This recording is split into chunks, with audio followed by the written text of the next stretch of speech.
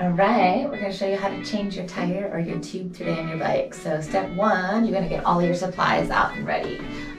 So get into your saddlebag here. I'm going to loosen mine up. Open it up and take out all of your tools. And start off with your tire levers. Super important to have these guys ready to go. They're the things you're going to use most. You're also going to need, if you're refilling your tube today, your CO2 cartridge with your cover on it and your CO2 dispenser. So, and finally, you're going to need your new tube, obviously. So, we're going to go ahead and get started for today. The first step to changing your tire tube is you want to take off anything loose on your bike. So if you have a water bottle, it's going to fall out once you flip it over. You also want to take off any of your lights if they're in your way from your handlebars. I have a few on mine. Yeah. And if you have a fancy bike, you want to also take out your water and your CamelBak because it will just leak everywhere. So highly recommend taking that out as well. So once you have your bike free of all of the extra components, you might need to take off your computer depending on where it is. You're going to start just by simply flipping over your bike so you have a nice stable surface to work with. Yeah? So if you're using your front tire, it's really simple. You're just simply going to loosen your axle rod and lift your bike out, and it's ready to be worked on. However, if you're doing your back tire, I'm going to replace my front tire today, but if you're doing your back tire, I want to just give a few pointers here. Let's tighten it down for just a minute. Again, you want to make sure your bike is nice and stable here. Good. But if you're doing your back tire, you're going to start by loosening up here, lifting it out.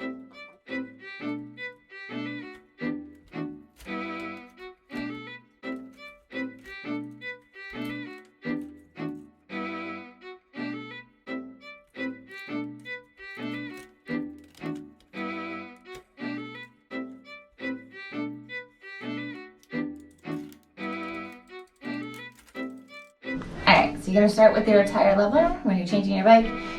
Your tire, you want to take your rounded part of your tire lever and you want to squeeze it right underneath the edge of your tire and pull it out over the rim here.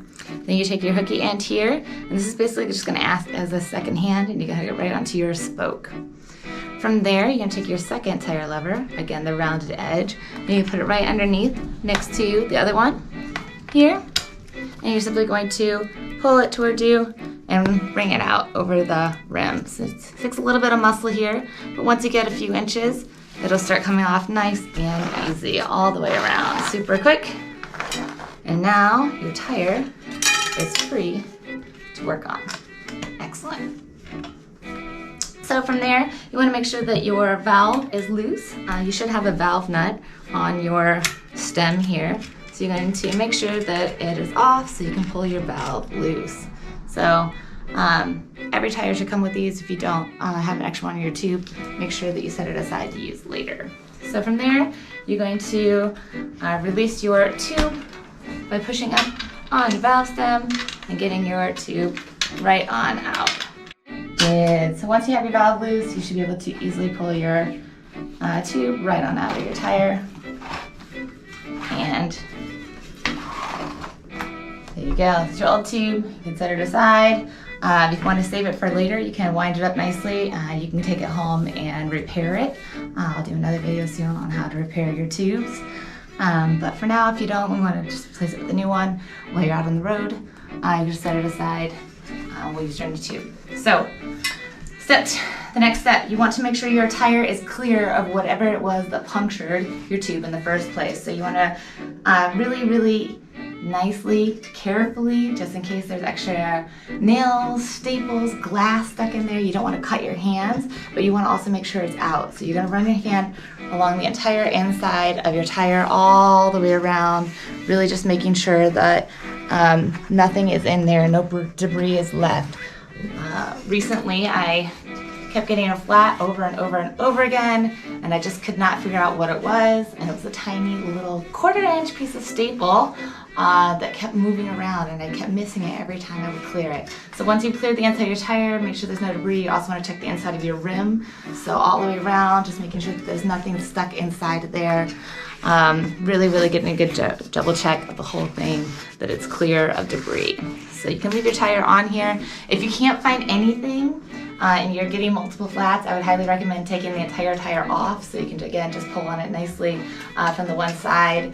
You can flip it inside out. If you're replacing the whole tire, you're going to want to do the same thing anyways. It just depends on what you're doing. So once you have your tire all checked, there's no debris in there, it's time to start replacing. So you take your new tube. My tube's not flat, so I'm just going to use this one. You'll take your new tube generally and you will put it right back in. So starting where your valve stem is, you just stick your valve stem. See the hole in there?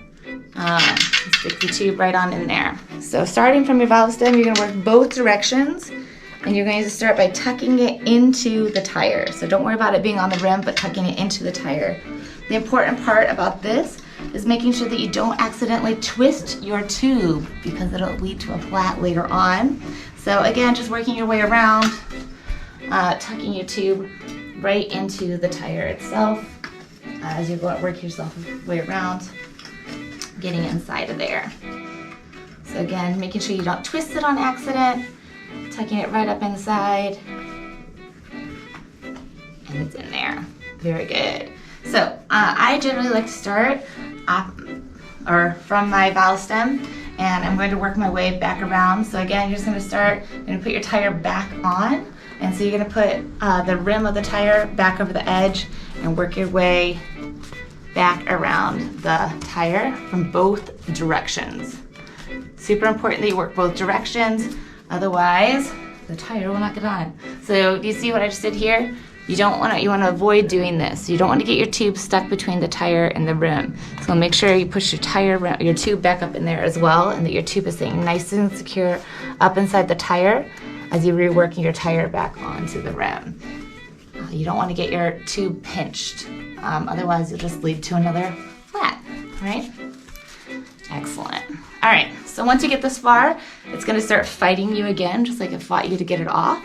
And so you want to use your tire lever again, but you're going to do it the opposite direction this time. So instead of turning it upwards so that it's curved up, you're going to turn it so it's curved down. So you'll stick it in here, and this is just going to act to hold it in place. Yeah? And then you're going to do the same thing on the other side, and you're going to stick it up underneath your tire and grab the edge of the rim. And you're going to use it to pull up over the edge. So it seemed a little bit weird, seemed a little bit tight. And again, you're just going to work it back over the edge there. If it doesn't want to go, you can continue working it until you get both sides all the way in. So working your way from the edge here, it's going to keep making kind of a clicky noise until you get the whole thing in, just like that. Wasn't too bad, was it? It's a little bit easier going back on than it is coming off, but once it's all in, you're nice and secure. So if you're out on the road, this is when you'll get to your CO2. You'll make sure that your dispenser is nice and closed before you attach it. You don't want to blow any cold CO2 right in your face or burn your hands or fingers, and you'll use that. But since we're doing this at home today, we are going to use our handy dandy pump.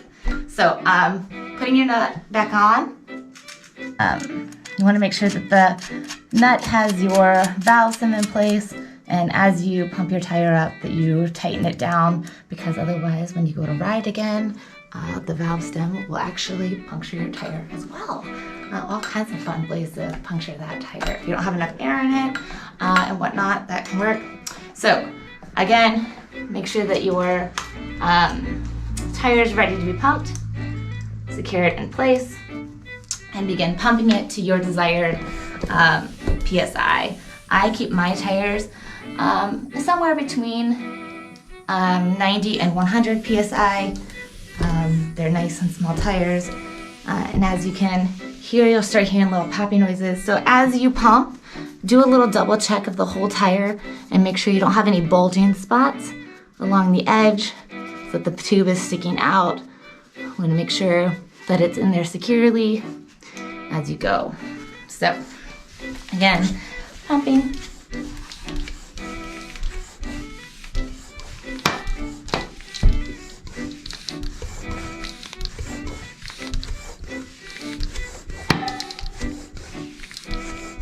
Those popping noises are normal, it's just the edge of your tire Going back into the edge of the rim of your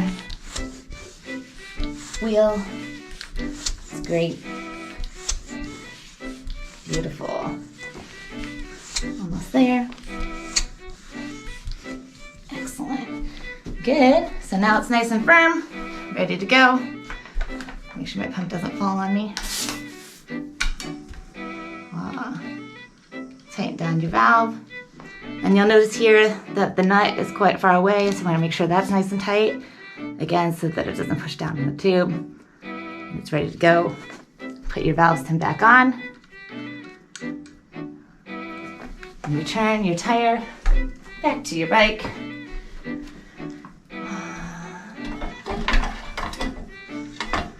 It's on there, ready to go. Tighten her down.